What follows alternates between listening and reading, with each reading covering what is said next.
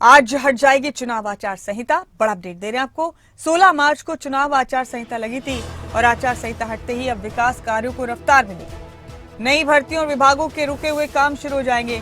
मुख्यमंत्री सुक्खू जल्द कैबिनेट की मीटिंग बुला सकते हैं।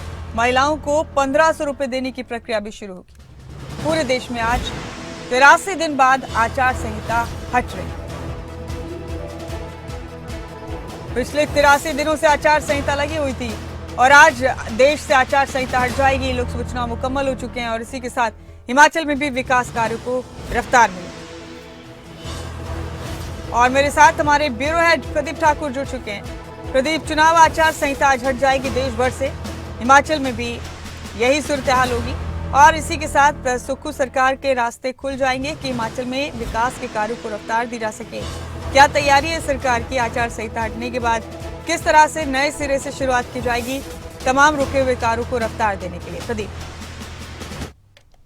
बिल्कुल, देखिए, वैसे तो हिमाचल में 7वें चरण में चुनाव हुए हैं और 7 मई को यहाँ पर नोटिफिकेशन हुई थी विधानसभा उपचुनाव 6 सीटों पर और 4 लोकसभा सीटों की।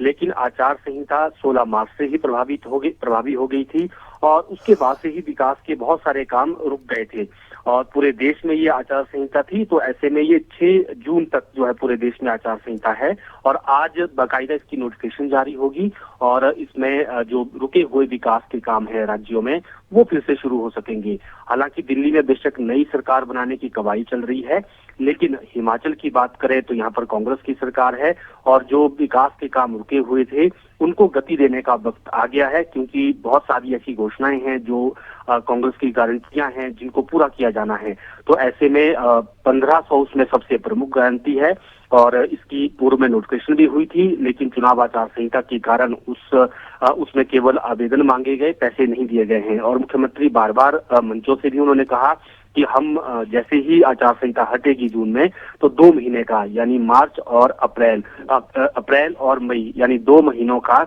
हम इकट्ठे ही 1500 रुपए महिलाओं को देंगे।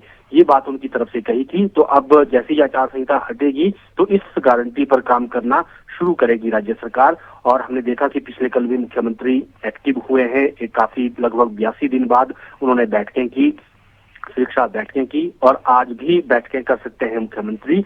और इसके साथ साथ कई जिलों के जो एसपी डीसी हैं जो चुनाव से पहले बदले गए थे, जो एक प्रक्रिया रहती है चुनाव से पहले की, फिर से कई एसपी डीसी को जो है नई जिम्मेदारियां मिल सकती हैं। प्रशासनिक सचिवों से उस वक्त कार्यभार लिए गए थे जो खासतौर पर मुख्यमंत्री से जुड़े हुए थे, उनको भी फिर से वापस उनके विभाग लौटाए जा सकते हैं।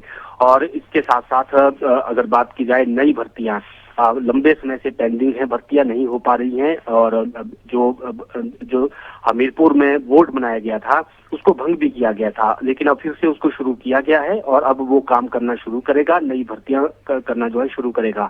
लोक निर्माण विभाग में, आईपीएच डिपार्टमेंट में बहुत सारे टेंडरिंग की प्रक्रिया होनी थी, चाहे वो सड़कों की बात करें या फिर पेयजल योजनाओं की बात करें, सिंचाई से जुड़ी योजनाओं की बात करें, उनकी टेंडरिंग प्रक्रिया भी रुकी हुई थी और अब वो काम भी फिर से शुरू होने वाला है। और जानकारी है कि अब मुख्यमंत्री जल्द ही कैबिनेट बैठक बुला सकते हैं और उसमें कई अहम फैसले ले सकते हैं। जी, तो प्राथमिकताओं में कौन से काम हो सकते हैं प्रदीप?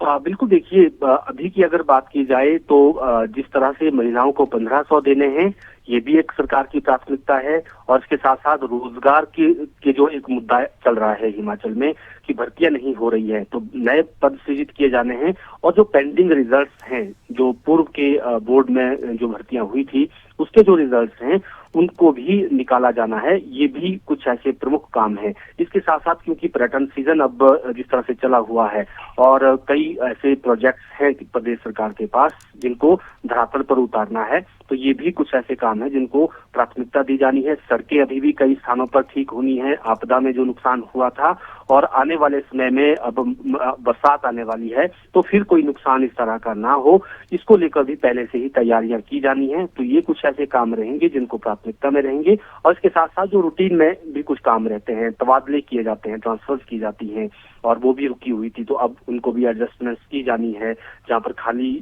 पद हैं या फिर जहाँ पर जरूरत है जिन विभागों में, स्कूलों में या संस्थानों में, वहाँ पर जो है ट्रांसफर करके कर्मचारियों को भेजना है या फिर इसके साथ साथ बात की जाए तो सड़कों की जो टेंडरिंग प्रक्रिया होनी है और कुछ प्रोजेक्ट्स केंद्र सरकार को भेजने हैं, ये सारे ऐसे काम हैं जो जी। प्राथमिकता जिस पर सरकार का फोकस अभी रहने वाला है। जी शुक्रिया प्रदीप, आपका इस जानकारी के लिए बेहद शुक्रिया।